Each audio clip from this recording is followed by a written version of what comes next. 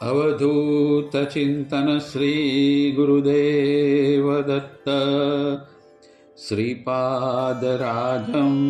शरणं प्रपद्ये। करता पारायण तथा थाये गुरुदर्शन, ग्रह पीड़ादिक दूर थई थाय सौख्य तत्क्षण। स्वयं कल्पतरुरीजता रहे न्यून श्रुत्याय। गुरु लीलामृत ग्रंथ आ नकी काम ध्रुक आय। कहे रंग शंका रखे करता कोई आय। गुरु लीलामृत आन की चिंतामणि जगमाय। पुण्य क्षेत्र नारेश्वरे रेवा उत्तर तीर। गुरु द्वादशिये कर्यो ग्रंथ पूर्ण आधीर। प्रपंच मां परमार्थनी थाशे प्राप्ति आय। प्रवृत्ति मायत नवीन निवृत्त्या प्राप्ति थाय। निमित्त मात्र हूँ राख त्या लखावनारो एह। विश्वांभर श्री दत्त जे भर्यो चराचर तेह। श्रीपाद श्री वल्लभ नृषि सरस्वती तार। वासुदेवानंद सरस्वती अगहार। नाम मात्र मां भेद पण सघळे एज अरूप। क्रीडे गुरु शिष्यादिना विध विध धरी स्वरूप। तत्पदमा अर्पण करो त्वत्प्रेरित आग्रंथ। श्रद्धा भक्ति थी पढ़ो संत एह निर्ग्रंथ।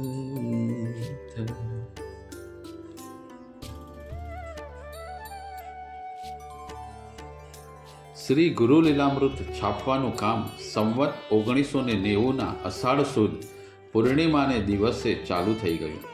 જેમ જેમ છપાતો ગયો તેમ તેમ પૂજ્યશ્રી પાસે પ્રૂફ સુધારવા માટે આવતા ગયા. સમગ્ર ગ્રંથનો પ્રથમ કાંડ એટલે કે જ્ઞાનકાંડ વિક્રમ સંવત 1990ની વિજયાદશમીએ ઓક્ટોબર 1934માં છપાયો.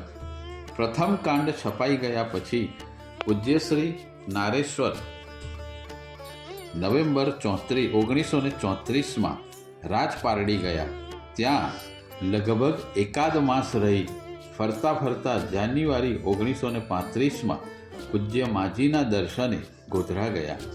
ગોધરામાં અંબાલાલ વ્યાસ મળી ગયા. તેથી થોડું વધુ વખત ગોધરા રોકાઈને સીધા નારેશ્વર આવી ગયા. પૂજ્યશ્રીની સુવાસ ચારેકોર પ્રસરવા લાગી. દૂર દૂરના ગામોએથી ભક્તો નારેશ્વર પૂજ્યશ્રીના દર્શને આવવા લાગ્યા.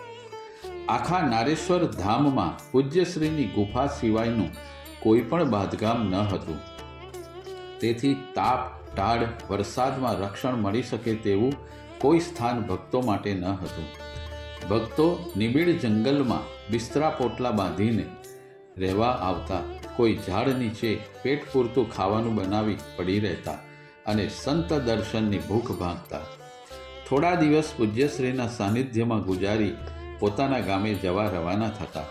આમ અત્યંત અગવડતાઓ હોવા છતાં ભક્તોથી સ્થાન ઉભરાવા લાગ્યું.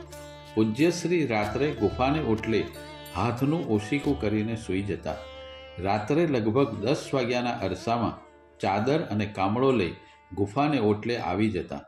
સૂતા પહેલાં ગુફાની પાછળ નળવાળી ચોકડીમાં જઈ હાથ પગ ધોઈ કોગળા કરી આગળ આવી ઓટલે સૂઈ જતા. ત્યારે એક દેડકો નિયમિતપણે 3 વખત ડ્રાઉં ડ્રાઉં કરતો. તે દિવસોમાં જગજીવન માસ્તર તેમની સેવામાં હતા. જગજીવન ગાંધી લીલોડની શાળામાં શિક્ષક હતા. તેઓ પૂજ્યશ્રીના અનન્ય ભક્ત હતા. રોજ લીલોડ પોતાને ઘેર નાહી ધોઈને સવારે 3:45 વાગે ગુફા પાસે આવી જતા. પૂજ્યશ્રીને સંડાસ લઈ જઈ હાથ ધોવડાવે. દંત ધાવન માટે લીમડાનું દાંતણ લેતા આવે. પૂજ્યશ્રી સ્નાન આદિ પરવારે ત્યાં સુધી ગુફામાં સાફસૂફી કરે. પૂજ્યશ્રી ગુફામાં ધ્યાનમાં બેસે એટલે સ્થાનમાં સાફસૂફીનું કામ કરી સવારે લીલોડ પહોંચી જાય. આખો દિવસ શાળામાં હાજરી આપી સાંજે પાછા નારેશ્વર સ્થાનમાં આવી જાય. પૂજ્યશ્રીની સેવા સરભરા કરી રાત્રે 10 વાગે લીલોડ પોતાને ઘેર જતા. રોજ રોજ હાથ પગ ધોતી વખતે થતા આ કર્કશ ડ્રાઉંના અવાજથી જગજીવન માસ્તર કંટાળી ગયા.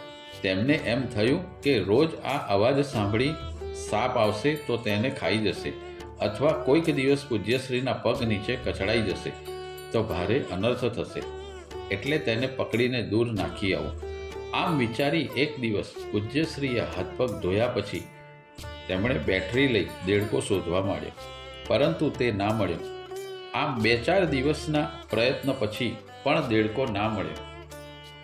એટલે એક દિવસ પૂજ્યશ્રી બોલ્યા, શું થયું માસ્તર, રોજ બેટરી લઈને શું શોધો છો? કંઈ નહીં બાપજી, આ દેડકો રોજ ડ્રાઉં કર્યા કરે છે ને. પૂજ્યશ્રી કહે, તે કરે ને, તેને અવધૂતના દર્શનનો અધિકાર નથી? માસ્તર કહે, પણ બાપજી, એનો અવાજ સાંભળી સાપ આવી જાય તો, અને કદાચ અંધારામાં આપના પગ નીચે આવી જાય તો? પૂજ્યશ્રી 2-4 પળ કાંઈ ના બોલ્યા, માત્ર ઓટલા પર બેસી રહ્યા. પછી એકદમ ઊભા થઈ પાછળ ચોકડીમાં ગયા. એટલે ફરીથી દેડકાએ ડ્રાઉં શરૂ કર્યું. તેના જવાબમાં પૂજ્યશ્રી બોલ્યા, જાઓ મેઢકરાજ, તમને દર્શન આપ્યા, આજે તમારો ઉદ્ધાર થઈ ગયો, જાઓ. એટલું બોલી પૂજ્યશ્રી ઓટલે આવીને બેઠા. પછી બોલ્યા, માસ્તર, આ યોગભ્રષ્ટ આત્મા હતો. અમુક સંચિત કર્મને ભોગવવા દેડકો બનવું પડ્યું હતું. હવે તેનો ઉદ્ધાર થઈ ગયો, બસ હવે ઘેર જાઓ. માસ્તર અવાક થઈ ગયા.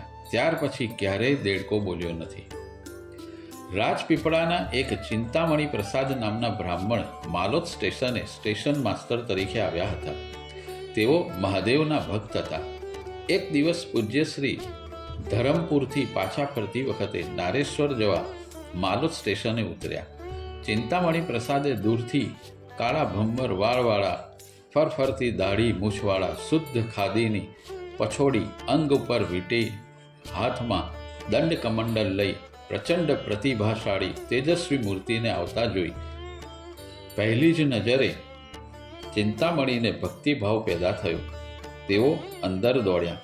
એક ખુરશી લાવી બહાર મૂકી, જેના પર પૂજ્યશ્રી આવ્યા કે પ્રણામ કરી ખુરશીમાં બેસવા વિનંતી કરી. પૂજ્યશ્રીએ પોતાની ચાદર ખુરશી પર નાખી તે ઉપર બેઠા. થોડી ઔપચારિક વાતો દરમિયાન પૂજ્યશ્રીએ પૂછ્યું, માસ્તર ક્યાંના છો? માસ્તરે કહ્યું, બાપજી, મૂળ રાજપીપળાનો બ્રાહ્મણ છું. અહીં નવો આવ્યો છું. પહેલાં ધર્મ જ હતો. બીજી આડી અવળી વાતો કરી પૂજ્યશ્રી નારેશ્વર તરફ ગયા. પૂજ્યશ્રીના ગયા પછી ચિંતામણી પ્રસાદના મનમાં પૂજ્યશ્રી જતા જ ન હતા. તેમને ઘડીએ તેઓ યાદ આવવા લાગ્યા, અને યાદ કરતા તેમની આંખમાં જળજળિયા આવી ગયા. તેમને પૂજ્યશ્રીના દર્શન કરવા જવાની તીવ્ર ઈચ્છા થવા લાગી. પરંતુ સ્ટેશન માસ્તર તરીકેની જવાબદારીને કારણે ખસી શકાતું ન હતું. આમ છતાં એક દિવસ ગાડી લઈને તરત જ આગળ પાછળનું કાંઈ પણ વિચાર્યા વગર નારેશ્વર જવા નીકળી ગયા અને પૂજ્યશ્રીના દર્શન કરી અત્યંત શાંતિ અનુભવી. ચિંતામણી પ્રસાદના પત્ની ખૂબ બીમાર રહેતા હતા. તેમને ક્ષય રોગ થયો હતો. ડૉક્ટરોના અભિપ્રાય પ્રમાણે તેઓ ટૂંક સમયના મહેમાન હતા. તેથી ચિંતામણી પ્રસાદને થયું કે પત્ની પૂજ્યશ્રીના દર્શન કરે તો તેને શાંતિ વળે. તેથી તેઓ રજા લઈ રાજપીપળા ગયા. ત્યાં જઈ તેમણે તેમના માતૃશ્રીને વાત કરી. તેઓ આ વાત સાથે સંમત થઈ ગયા. બીજે દિવસે ચિંતામણી તેમના પત્નીને જોડીમાં નાખી ગાડા દ્વારા નારેશ્વર લાવ્યા અને જોડી સાથે જ પૂજ્યશ્રી લીમડા નીચે બેઠા હતા ત્યાં લાવ્યા અને જમીન પર ધીમેથી જોડી મૂકી. પછી તેમને બેસાડ્યા. ચિંતામણીએ તેમને પાછળથી ટેકો આપી રાખ્યો. પૂજ્યશ્રીની કરુણાસભર નજર તેમના ઉપર પડી. તેમને થોડું સારું લાગવા લાગ્યું. પછી પૂજ્યશ્રીએ પોતાના કમંડળમાંથી થોડું જળ પીવડાવ્યું. થોડી જ ક્ષણોમાં બેનમાં સ્ફૂર્તિ આવવા લાગી. પૂજ્યશ્રી બોલ્યા, બેન, ગુફાની પરિક્રમા કરો. ચિંતામણીને ચિંતા થઈ કે જે ટેકા વગર બેસી શકતી નથી તે પરિક્રમા કેવી રીતે કરશે. તેમને એકાદ પળ માટે પૂજ્યશ્રીની વાત વિચિત્ર લાગી. તેઓ મનમાં ને મનમાં મૂંઝાવા લાગ્યા. પરંતુ તેમના આશ્ચર્ય વચ્ચે તેમના પત્ની ધીમેથી ઊભા થયા અને પ્રદક્ષિણા કરવા ડગલું ભર્યું. ચિંતામણી ઊભા થઈ ગયા અને તેમને ટેકો આપવા હાથ પકડવા ગયા. પૂજ્યશ્રીએ તેમને ઈશારાથી દૂર રહેવા કહ્યું. ચિંતામણી એક બાજુ ઊભા રહ્યા. બેન ધીમે ધીમે પરિક્રમા કરવા લાગ્યા. 3 પરિક્રમાઓ પૂરી કરી પૂજ્યશ્રીની સામે આવીને ઊભા અને સાવ દોરડી જેવા થઈ ગયેલા હાથે પ્રણામ કર્યા. પૂજ્યશ્રીએ ઓમ ઓમ કહી આશીર્વાદ આપ્યા. પછી ચિંતામણીને પૂછ્યું, માસ્તર, બેન ભણેલા છે? માસ્તર કહે, હા બાપજી.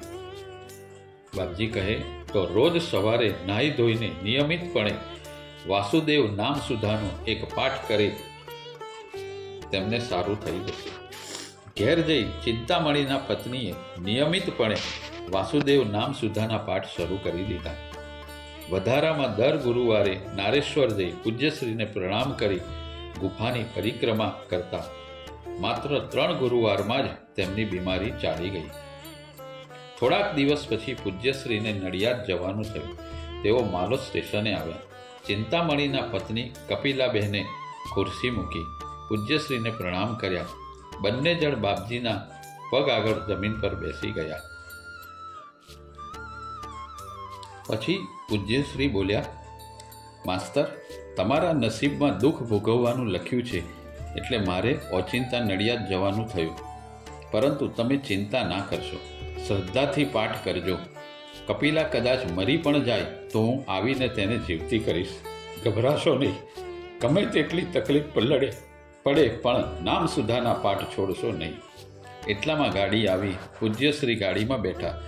બંને જણે ભાવપૂર્વક પ્રણામ કર્યા. ગાડી ઉપડી. ચિંતામણી વિચારવા લાગ્યા કે કપિલાને એકદમ સારું હોવા છતાં બાપજીએ આમ શા માટે કહ્યું. તેમને ખૂબ ગળમથલ થઈ. અંદર ગભરાટ પણ થવા લાગ્યો. પરંતુ બાપજી બધું સારું કરી દેશે વિચારી મનને શાંત કર્યું. એ રાત્રે કપિલાબહેનને ખૂબ તાવ આવ્યો અને મટી ગયેલું દર્દ ફરીથી શરૂ થયું. અપચો, ઉલટીઓ, અશક્તિ વગેરે પૂર વેગે આવી ગયું. બેસવાની શક્તિ પણ ચાલી ગઈ. ચિંતામણીને પૂજ્યશ્રીના જતી વખતના શબ્દો યાદ આવ્યા. તેમણે મનમાં ગાંઠ મારી કે ગમે તે તકલીફ આવશે તો પણ તેમનો વાળ વાંકો થવાનો નથી. તેમણે માથે સમર્થ સ્વામીનું રક્ષણ છે. તેમણે વાસુદેવ નામ સુધાના પાઠ નિયમિતપણે ચાલુ રાખ્યા. કપિલાબેન વાંચી ના શકે ત્યારે પાઠ તેમને સંભળાવા લાગ્યા. એક દિવસે પરોઢના સમયે પૂજ્યશ્રી ચિંતામણીના સપનામાં આવ્યા અને બોલ્યા, માસ્તર, ચિંતા ના કરશો. તમારી પત્નીની તબિયત મારા ધ્યાનમાં જ છે. હું કાલે આવું છું. બીજે દિવસે સાંજે પૂજ્યશ્રી ગાડીમાંથી માલોદ સ્ટેશને ઉતર્યા. ચિંતામણી તેમને લેવા સામે દોડ્યા. તેમના માથા પરથી 1000 મણનો બોજ ઉતરી ગયો. તેઓ પૂજ્યશ્રીના પગમાં પડી ગયા. પછી પૂજ્યશ્રીને દોરી પોતાને ઘેર ગયા. બહાર ખુરશી ગોઠવેલી જ હતી. પૂજ્યશ્રી તેના પર બેઠા. ચિંતામણી કપિલાબહેનને પકડીને બહાર લઈ આવ્યા. પૂજ્યશ્રી તેમની સામે નજર નોંધી બોલ્યા, કપિલાબહેન, ચિંતા ના કરશો. હું આવી ગયો છું. કાળને પાછો કાઢીશ. પછી ચિંતામણીની સામે જોઈ બોલ્યા, તેમને કાલે નારેશ્વર લેતા આવજો. આમ કહી પૂજ્યશ્રી નારેશ્વરને રસ્તે પડ્યા. બીજે દિવસે તો કપિલાબેન સાવ નંખાઈ ગયા હતા. તેઓ લગભગ બેભાન થઈ ગયા હતા. ગમે તેમ લવરી કરતા હતા. તેમની તબિયત ખૂબ ખરાબ થઈ ગઈ. તેથી પૂજ્યશ્રીના આદેશ મુજબ ચિંતામણી બનતી ત્વરાએ કપિલાબેનને નારેશ્વર લઈ ગયા અને મહા મહેનતે પૂજ્યશ્રી સામે બેસાડ્યા. પૂજ્યશ્રીએ કમંડળમાંથી જળ આપ્યું અને પરિક્રમા કરવા કહ્યું. કપિલાબહેને ધીમે ધીમે પરિક્રમા કરીને પૂજ્યશ્રી સામે આવ્યા. પૂજ્યશ્રીએ દાસ કાકાને બોલાવ્યા. પછી બોલ્યા, દાસ, તમે અને મૂડીબેન કપિલાબેનની સંભાળ લેજો. તેઓ હમણાં સ્થાનમાં જ રહેશે. દાસ કાકા કહે, સારું બાપજી. એમ કહી દાસ કાકાએ કપિલાબેનની વ્યવસ્થા કરી દીધી. ચિંતામણી ફરજ પર જતા રહ્યા. ધીમે ધીમે કપિલાબેનની તબિયત સુધરવા લાગી. આસોવદ આઠમને દિવસે આવેલા કપિલાબેન દિવાળીના દિવસે નર્મદામાંથી પાણીનું બેડું ભરી લાવ્યા અને બેસતા વર્ષને દિવસે તેમણે દાળ ભાત શાક કંસાર બનાવી બધાને જમાડ્યા. ત્યાર પછી તેઓ માલોદ ગયા. બીજા વર્ષના ભાદરવા માસમાં કપિલાબહેનને એકદમ સ્વસ્થ પુત્રને જન્મ આપ્યો. તેના થોડા જ દિવસ પછી પૂજ્યશ્રી બહારગામ જતા જતા માલોદ સ્ટેશને આવ્યા. ચિંતામણી ઘરમાંથી ખુરશી લઈ આવ્યા. પૂજ્યશ્રી તેના પર બેઠા. કપિલાબેન તેમના બાબાને અંદરથી લઈને બહાર આવ્યા અને પૂજ્યશ્રીના ચરણોમાં મૂક્યો. પૂજ્યશ્રીએ છોકરાને લઈ લીધો અને પોતાના ગળામાંનો હાર તેને પહેરાવી બોલ્યા, આટલો વહેલો કેમ ઉઠ્યો? લે, તુંય આ હાર પહેરી અવધૂત બાવો બની જા. ગાડી આવી. પૂજ્યશ્રી ગાડીમાં બેસી ચાલ્યા ગયા.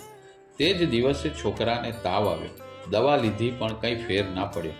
માત્ર 2 જ દિવસમાં માના ખોળામાં જ મૃત્યુ પામ્યો. ચિંતામણી અને કપિલાબેન ખૂબ રડ્યા. ચિંતામણી ખૂબ સાત્વિક હતા. તેઓ થોડી વારે બોલ્યા, આમાં બાપજીની કોઈ લીલા જરૂર હશે. જતા જતા તેઓ બોલ્યા હતા કે તું અવધૂત બાવો થઈ જા, એટલે મને એમ લાગે છે કે બાબો આગલા જન્મનો યોગ ભ્રષ્ટ આત્મા જ હશે. કપિલાબહેને એક ડૂસકું ભર્યું અને બોલ્યા, હા, કદાચ એમ જ હશે. એમ પણ હોય કે પૂજ્યશ્રીએ એકાદ વર્ષ મારું મોત ખાળી રાખ્યું, મારું મૃત્યુ આ બાબાને આપ્યું હોય. એ જે હોય તે બાપજીને ગમ્યું તે ખરું. એમ વિચારી તેમણે પુત્રની અંતિમ વિધિની તૈયારીઓ કરવા માંડી. 4 દિવસ પછી પૂજ્યશ્રી ઘણા બધા ભક્તો સાથે માલોદ ઉતર્યા અને સીધા ચિંતામણીને ઘેર ગયા. અંદરથી આંખમાં આંસુ સાથે કપિલાબેન આવ્યા. તેઓ કાંઈ બોલે તે પહેલાં જ પૂજ્યશ્રી બોલ્યા, કપિલા, હું બધું જ જાણું છું. પછી સહેજવાર રહીને બોલ્યા, તમારા છોકરાને મેં પ્રભુને ઘેર મોકલ્યો છે. હવે તે લાંબુ આયુષ્ય લઈને આવશે. બંનેની આંખોમાંથી હર્ષાશ્રુ ટપકી પડ્યા. પૂજ્યશ્રી તથા બીજા ભક્તો નારેશ્વર ગયા. કપિલાબેન ફરીથી ગર્ભવતી થયા. 7 માસ માલોદ રહી સુવાવડ માટે રાજપીપળા ગયા અને પૂરા સમયે સુંદર અને સ્વસ્થ પુત્રને જન્મ આપ્યો. રાત્રે પૂજ્યશ્રી ચિંતામણીના સ્વપ્નમાં આવ્યા. ચિંતામણી ખૂબ આનંદમાં આવી જાગી ગયા. તે સમયે બરાબર રાત્રિનો 1:30 વાગ્યો હતો. સૂઈ ન જતા ચિંતામણી હરિસ્મરણમાં બેસી ગયા.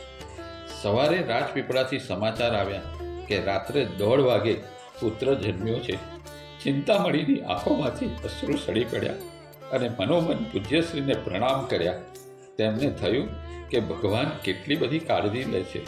બાપજીની અસીમ કૃપા છે. સવારની ગાડી વિદાય કરી તેઓ નારેશ્વર ગયા અને પૂજ્યશ્રીના ચરણોમાં આળોટી પડ્યા. તેમની આંખોમાં આંસુ સમાતા ન હતા. પૂજ્યશ્રીના ચરણોમાં શ્રીફળ મૂકી બાજુએ બેઠા અને બોલ્યા, બાપજી, આપની કૃપાથી મારી પત્નીને પુત્ર જન્મ થયો છે. બાપજી બોલ્યા, જુઓ માસ્તર, આ બધી તમારી શ્રદ્ધા જ કામ કરે છે. આમાં મારે કાંઈ લેવા દેવા છે જ નહીં. તમારી અપ્રતિમ શ્રદ્ધા અને ભક્તિનું જ આ ફળ છે. બપોર પછી ચિંતામણી નારેશ્વરથી નીકળી રાજપીપળા ગયા. બાળકને રમાડતા રમાડતા બોલ્યા, આ બાબો દત્ત પ્રભુની કૃપા અને પૂજ્ય અવધૂતના પ્રસાદ રૂપે આવેલ છે. તેથી તેનું નામ દત્ત પ્રસાદ રહેશે. ચિંતામણીના એક અંગત મિત્ર દાદુ મિયા માલોદ ગામમાં રહેતા. તેઓ પણ ઘણી વખતે ચિંતામણી સાથે નારેશ્વર જાય. તેઓ ખૂબ જ શ્રદ્ધાથી પૂજ્યશ્રીને સલામ કરતા. બંનેની મૈત્રી ખૂબ ગાઢ હતી. એક વખત દાદુ મિયા બીમાર પડ્યા. વડોદરા નિયમિત દવા લેવા જાય. મહિનો 1.5 મહિનો થયો પણ કાંઈ ફેર પડ્યો નહીં. ચિંતામણી તેમની ખૂબ ચિંતા કરતા. એક દિવસ દાદુ મિયા સ્ટેશન પર ટિકિટ બારી પર વડોદરાની ટિકિટ લેવા ગયા. તેઓ દવા કરાવવા જતા હતા. ચિંતામણીને ખૂબ જ ગુસ્સો આવ્યો. તેમને થયું કે 1.5-2 મહિનાથી મટતું જ નથી તો શું કામ ધક્કા ખાય છે. એમ વિચારી ચિંતામણી બોલ્યા, અરે મિયા, તું બી કેવો છે? ઉંબરા મૂકીને ડુંગરા પૂજવા જાય છે. એમ કહી મિયાએ આપેલા પૈસા ખિસ્સામાં મૂકી દીધા અને પછી સત્તાવાહી અવાજે બોલ્યા, ગાડી જાય એટલે બાપજીના દર્શને નારેશ્વર જઈએ છીએ. નારેશ્વર બાપજીના દર્શનની દાદુ મિયા ના પાડે જ કેવી રીતે? તેઓ તૈયાર થઈ ગયા. ગાડી આવી અને ગઈ. ત્યાર પછી ચા પાણી કરવા બેઠા. ચિંતામણી બોલ્યા, તું મિયા બાપજીની બાધા લે કે દર ગુરુવારે ચાલતો નારેશ્વર જઈશ અને બાપજીના દર્શન કરીશ. દાદુ મિયાએ તરત જ હા ભણી બાધા રાખી. માત્ર 3 જ ગુરુવાર ભરાયા અને દાદુ મિયા સ્વસ્થ થઈ ગયા. દાદુ મિયાએ બીજા 2 ગુરુવાર ભરી પૂજ્યશ્રીને હજારો સલામ સાદર કરી. એક વખત દાદુ મિયાના પુત્રવધુ ફાતિમાને માથામાં મોટું ગુમડું થયું. ફાતિમાએ ઘણી દવા કરી પરંતુ પરિણામ શૂન્ય આવ્યું. દાદુ મિયા ફાતિમાની તકલીફ જોઈ ખૂબ દુઃખી થતા હતા. તેથી એક દિવસ તેઓ નારેશ્વર તરફ જોઈને બોલ્યા, હે નારેશ્વરના ઓલિયા, હું તારે સહારે છું. ફાતિમા બહુ દુઃખી થાય છે. તેનું દુઃખ મારાથી જોવાતું નથી. સવાર સુધીમાં જો ગુમડું ફાટી જશે તો તારા ચરણોમાં શ્રીફળ મૂકીશ. એમ કહી આંખને ખૂણે આવેલું આંસુ લૂછ્યું. રાત પડી, બધા સૂઈ ગયા. મધરાત થઈ. ફાતિમાએ એકાએક ચીસ પાડી અને રડી પડી. ઘરના બધા સભ્યો જાગી ગયા. બધાએ જોયું તો ફાતિમાનું ગુમડું ફાટી ગયું હતું અને તેમાંથી લોહી પરું વહેતું હતું. દાદુ મિયા તો ભાવાવેશમાં આવી ગયા. 2 હાથ ઊંચા કરી બોલ્યા, અરે વાહ રે મેરે પરવરદિગાર, નારેશ્વર કા ઓલિયા, તૂને તો કમાલ કર દિયા. લોહી પરું સાફ કરી બધા સૂઈ ગયા. તેઓ સવારના પહોરમાં ચિંતામણીને લઈને નારેશ્વર પહોંચી ગયા. નર્મદા સ્નાન કરી શ્રીફળ ફૂલહાર લઈ પૂજ્યશ્રી પાસે આવ્યા. દાદુ મિયા સીધા પૂજ્યશ્રીના ચરણોમાં પડ્યા. હિન્દુની પદ્ધતિથી પ્રણામ કરી શ્રીફળ ફૂલ ચરણોમાં મૂક્યા અને હાર પહેરાવવા જતા ચોધાર આંસુએ રડ્યા. પૂજ્યશ્રી બોલ્યા, મિયા, અવધૂતને અડધી રાતે હેરાન કરો છો, એના હાથ લોહી પરુવાળા કરાવો છો અને પાછા રડો છો. મિયા તો છક થઈ ગયા અને આ સર્વાંતર્યામી સંતના ચરણોમાં ઢળી પડ્યા. એટલે બાપજી બોલ્યા, અરે મિયા, સૂઈ કેમ ગયા? આ હાર પહેરાવાનો તો રહી ગયો. તમે ખરા છો, પૈસા ખર્ચીને લાવ્યા અને ઉપયોગ કરતા નથી. મિયા સહિત આગળ પાછળ બેઠેલા બધા ભક્તો ખડખડાટ હસી પડ્યા. એક વખત મીઢોળના લાભશંકર ગૌર અને ગોપાલજી પટેલ પૂજ્યશ્રીના દર્શને ગયા. સ્થાનમાં પહોંચ્યા ત્યારે પૂજ્યશ્રી બહાર ગયા હતા. તે સમયે સ્થાનનું ધ્યાન મૂળજી ગૌર રાખતા હતા. લાભશંકર અને ગોપાલજીએ મૂળજી ગૌરને પૂછ્યું, ગૌર બાપા, બાપજી ક્યાં ગયા છે? ગૌર બાપા કહે, એ તો કડિયા ડુંગર ગયા છે, હમણાં ત્યાં રહેવાના છે. બંનેના મોં પરથી નૂર ઉડી ગયું. એટલે ગૌર બાપા બોલ્યા, અરે લાભશંકર, બાપજી તો અહીંથી શરીર લઈને ગયા છે, એટલું જ, બાકી સ્થાનમાં સૂક્ષ્મ રૂપે હાજર જ હોય છે. એમ તમને એ કેવી રીતે ખબર પડી? ગૌર બાપા કહે, અરે ઘણી વખત એમની પાવડીનો અવાજ આવે, ઘણી વખત તેઓ મંત્રોચ્ચાર કરતા સંભળાય, ક્યારેક દૂરથી નર્મદા સ્નાન કરીને આવતા દેખાય, અરે ક્યારેક તો વળી આસન આઘુપાછું થયેલું દેખાય. કેટલી વખત ઘડાનું પાણી અડધો અડધ જેટલું ખાલી થઈ જાય. બોલો પટેલ, બાપજી અહીં નથી એમ કહેવાય. એટલું કહીને મૂળજી ગોર તેમના કામે વળગ્યા. લાભશંકર અને ગોપાલજી અવાક થઈ ત્યાં ઊભા રહ્યા. એટલે મૂળજી ગોરે કહ્યું, જાઓ, રેવા સ્નાન કરી લીમડા નીચે તેમના આસને પગે લાગજો, પ્રણામ સ્વીકારાઈ જશે. બંને જણ નર્મદા સ્નાન કરીને પાછા ફર્યા. લીમડા તરફ જતા જતા ગોપાલજીને વિચાર આવ્યો, મૂળજી ગોરની વાતમાં મને શ્રદ્ધા ચોક્કસ છે.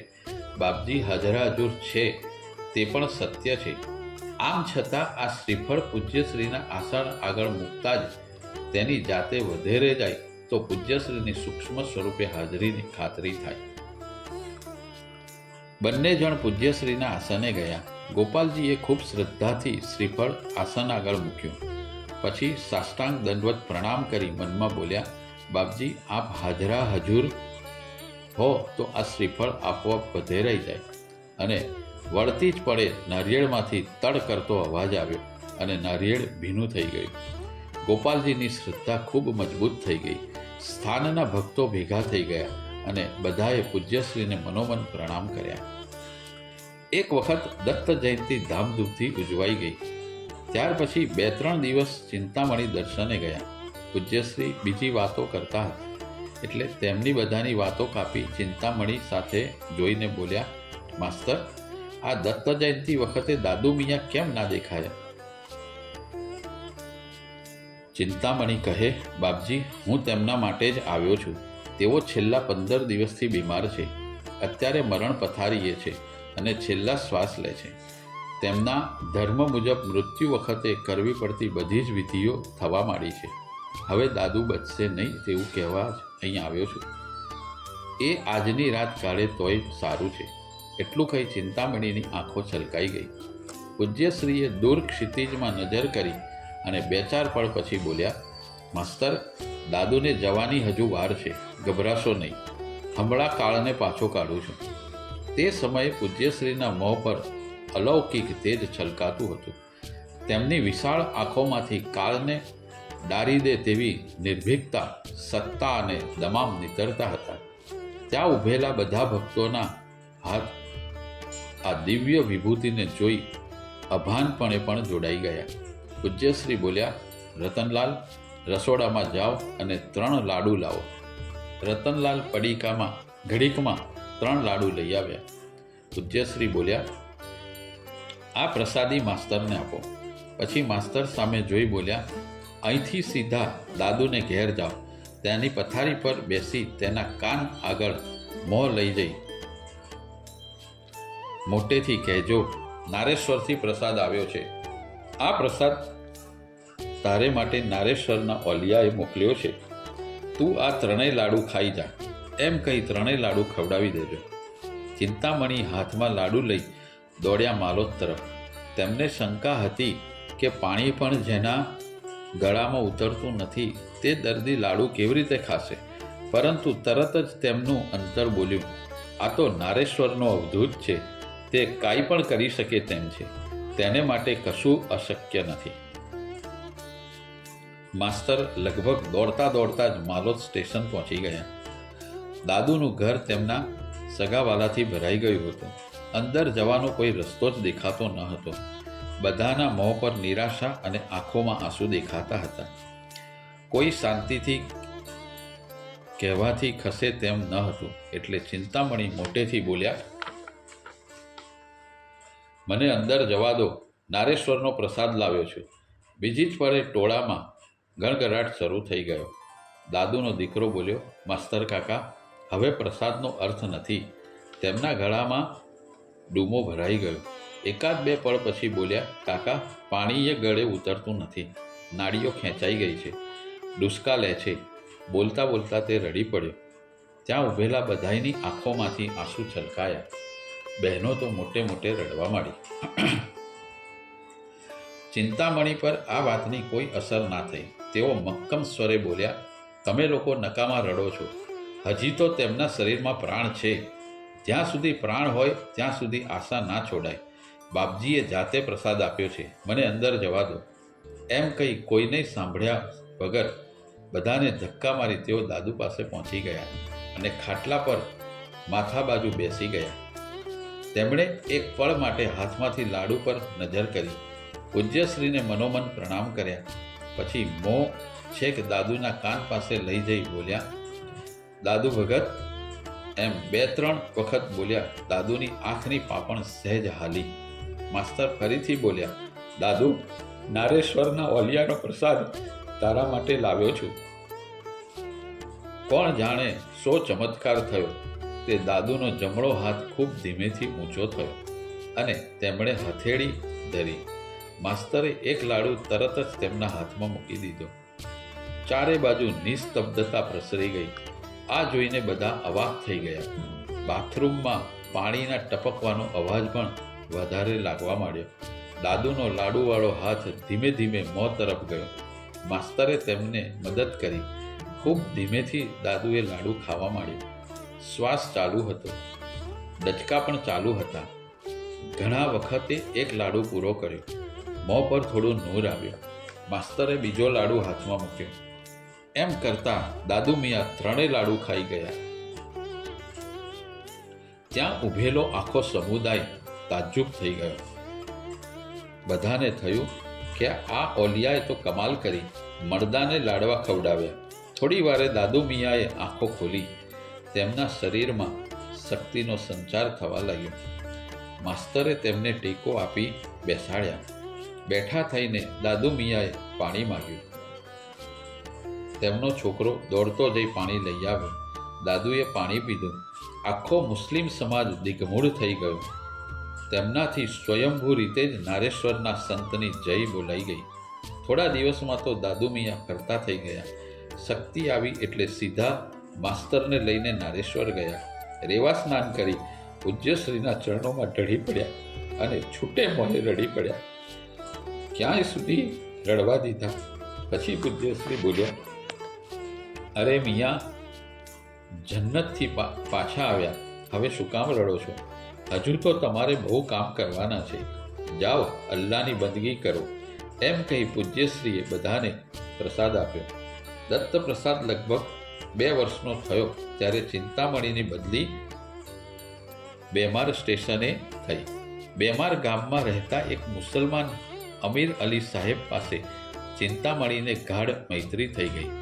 માસ્તર અલી સાહેબને લઈને એક દિવસ પૂજ્યશ્રીના દર્શને આવ્યા. નર્મદા સ્નાન કરી બંને જણ પૂજ્યશ્રીના દર્શન કરવા ગયા. પૂજ્યશ્રીને જોતા જ અમીર સાહેબ ખૂબ પ્રભાવિત થઈ ગયા. બેમાર પાછા જતા તેમણે માસ્તરને કહ્યું, અરે માસ્તર, તે તો આજે મને ખુદા તાલાના દર્શન કરાવ્યા. આજ તો હું નિહાલ થઈ ગયો. ત્યાર પછી અમીર અલી અવારનવાર પૂજ્યશ્રીના દર્શને જવા લાગ્યા. હવે તો તેમને પણ પૂજ્યશ્રીનું ઘેલું લાગ્યું. એક વખત દત્તુને કાન પાછળ ગુમડું થયું. ગુમડું ખૂબ જ કઠણ હતું અને કાળી વેદના કરતું હતું. દત્તુ રાત દિવસ રડ્યા જ કરે. તેને ગુમડાને કારણે ખૂબ તાવ આવી ગયો. દવા દારૂ કર્યા પણ સહેજ પણ ફેર પડ્યો નહીં. એટલે સિનોરના ડૉક્ટરે તેમને વડોદરા લઈ જઈ કોઈ સારા સર્જન ડૉક્ટર પાસે ઓપરેશન કરાવવાની સલાહ આપી. ચિંતામણી અને કપિલાબહેનને ખૂબ ચિંતા થવા લાગી. વડોદરા જવા માટે તેમણે રજા પણ લીધી. જોકે તેમણે ડૉક્ટરની સલાહ પ્રમાણે વડોદરા જવાનું નક્કી તો કર્યું, પરંતુ પહેલાં પૂજ્યશ્રીની આજ્ઞા લેવી તેવું નક્કી કર્યું. તેઓ અમીર અલી સાહેબને ત્યાં ગયા. અમીર સાહેબની દાઢ દુખતી હતી એટલે તેમણે કહ્યું, તું ડબડિયું લઈ જા, ચાકર તારી પાસે મોકલું છું. મારી દાઢ બહુ દુખે છે, મારાથી નહીં અવાય. એટલે ચિંતામણી બોલ્યા, અલી, તું જ મારી સાથે ચાલ. તું સાથે હોય તો મને ચિંતા ના થાય. અલી સાહેબ તૈયાર થઈ ગયા અને બંને જણ નારેશ્વર જવા ડમણિયામાં બેસી નીકળ્યા. થોડા જ દૂર ગયા હશે ત્યાં અલી સાહેબના દાંતનો દુખાવો મટી ગયો. ડમણિયું નારેશ્વર પહોંચ્યું. બંને જણ નર્મદા સ્નાન કરી ફળ ફૂલ લઈ પૂજ્યશ્રીના દર્શને આવ્યા. પૂજ્યશ્રી બોલ્યા, અરે માસ્તર, અત્યારે એકાએક ક્યાંથી? માસ્તર કહે, બાપજી, દત્તુને કાન પાછળ ગુમડું થયું છે, મટતું નથી, બહુ દવા કરી. સિનોરના ડૉક્ટરે વડોદરા જવા કહ્યું છે. ત્યાં કોઈ સારા સર્જન પાસે ચેકો મુકાવવાનું કહેતા હતા. પૂજ્યશ્રી બોલ્યા, માસ્તર ગભરાશો નહીં, વડોદરા જવાની જરૂર નથી. માસ્તર કહે, અરે બાપજી, પણ તેનાથી સહન નથી થતું, રડ્યા જ કરે છે. પૂજ્ય કહે, અરે માસ્તર, હું કહું છું જવાની જરૂર નથી એટલે નહીં જવાનું. તમે ઘેર પાછા જાઓ, ઘેર પહોંચતા પહેલાં ગુંગળું ફાટી જશે, જાઓ. બંને જણ પૂજ્યશ્રીને પ્રણામ કરી પાછા વળ્યા. 2 માર આવતા માસ્તરે અલી સાહેબને તેમના ઘેર આગળ ઉતરી જવા કહ્યું, પણ તેમણે કહ્યું, દત્તુને જોવા આવું છું. બંને પહોંચ્યા ત્યારે કપિલાબેન દત્તબાવનીનો પાઠ કરતા હતા. બંને જણ અંદર ગયા. દત્તુનું ગુંગળું ફૂટી ગયું હતું, તેમાંથી લોહી પરું નીકળી ગયું હતું અને તે ઘસઘસાટ ઊંઘતો હતો. કપિલાબેન બાજુમાં બેસીને દત્તબાવની કરતા હતા. આ જોતાની સાથે અલી સાહેબ પોતાના ગાલ પર 2-4 તમાચા મારી દીધા અને પછી બોલ્યા, ઓ મારા ઓલિયા, તુને તો કમાલ કર દિયા. ચિંતામણી અંદર જઈ દેવ મંદિરમાં પધરાવેલા પૂજ્યશ્રીના પોતાને અત્યંત ભક્તિભાવથી નમી પડ્યા. અવધૂત ચિંતન શ્રી ગુરુદેવ દત્ત શ્રીપાદરાજમ શરણમ પ્રબધ્યે.